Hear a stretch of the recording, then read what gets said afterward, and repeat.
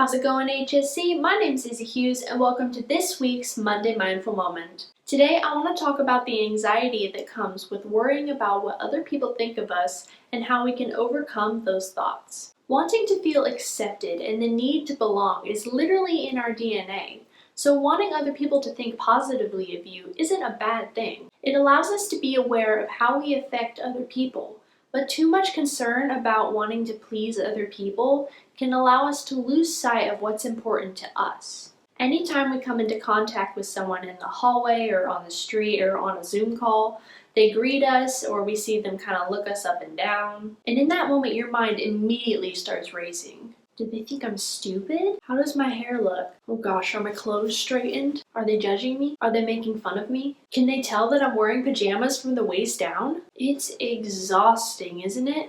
Brené Brown, an author who has spent her career studying shame, writes that healthy striving is self-focused. How can I improve? While perfectionism is other-focused. What will they think? And I thought this was an interesting way of looking at it because I talked in my other videos about how we strive to be that walking piece of perfection, but no one should hold that kind of standard on themselves. Developing that healthy way of striving and focusing is what we need to do. That being said, let me give you some tips on how to create a new mindset and to stop worrying about what other people think of you. In an article from Psychology Today, Dr. David Sack provides 8 ways on how to do this. Firstly, keep things in perspective. Keep in mind that everyone you come into contact with has enough to occupy their mind to be worried about you at all. They're already worrying way more about themselves and what they're doing to be even concerned of what you're doing.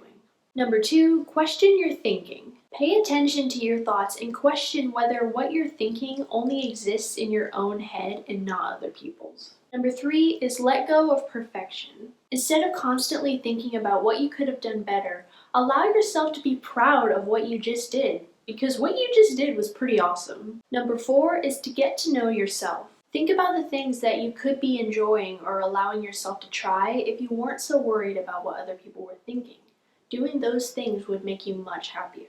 Number 5 is to find your tribe. Find the people in your life who already accept you for who you are, instead of trying to conform to other people's wants and needs. Step 6 is to allow yourself to be vulnerable. If something matters to you, then just go for it.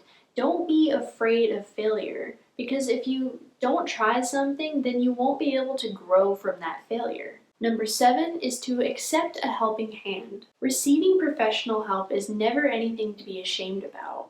Getting the help you need rather than prolonging your suffering is so much better, trust me. And finally, number 8 is to be your own friend. Learning to like yourself, flaws and all, is one of the hardest things to do, but it is the most important. You're never going to be able to make everybody like you, but liking yourself, despite what other people say about you, is what's going to give you that edge to true happiness.